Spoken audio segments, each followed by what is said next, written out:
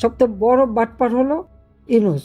সারা বিশ্বকে সে সবার সাথে বাটপারি করেছে, একটা মিথ্যা আবহাওয়ার সৃষ্টি করেছে, সব জায়গায় একটা ভালো মানুষের চেহারা নিয়ে এসেছে, কিন্তু তার সেই বিভৎস চেহারা আজকে জনগণের সামনে।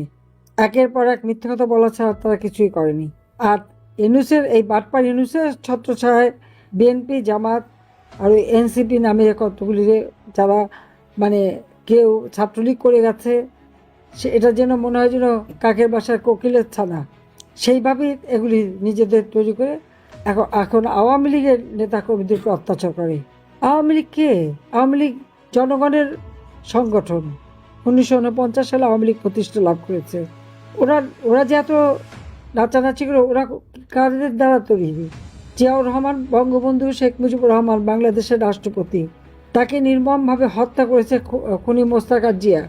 আমার মা, আমার 3 ভাই, 2 ভাই বউ, আমার আত্মীয় পরিবার পরিজন 18 জন সদস্য হত্যা করেছে, এবং যারা হত্যা করেছিল তাদেরকেও ইন্ডেমনিটি, দায় মুক্তি দিয়েছিল।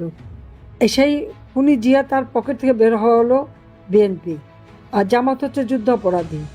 71 সালে হত্যা চালিয়েছে, 71 সালে বুদ্ধিজীবীদের হত্যা করেছে, 71 সালে তাদের সেই আলবদর রাজাকার আল শামস বাহিনী করে যেভাবে নির্যাতন করেছে, লুটপাট করেছে, সে যুদ্ধ অপরাধী হিসেবে তাদের বিচার হয়েছে। তাদেরই দল হচ্ছে জামাত। কাজে এরা, আর এনসিপি তো অবৈধভাবে ক্ষমতা দখলকারী ইউনূসের হাত দিয়ে অবৈধ দল। এদের কোনো জনগণের কাছে কোনো তো অবস্থান নাই। ক্ষমতা আসতে না আসতে অজস্র টাকার মালিক, জনগণের পকেট খালি।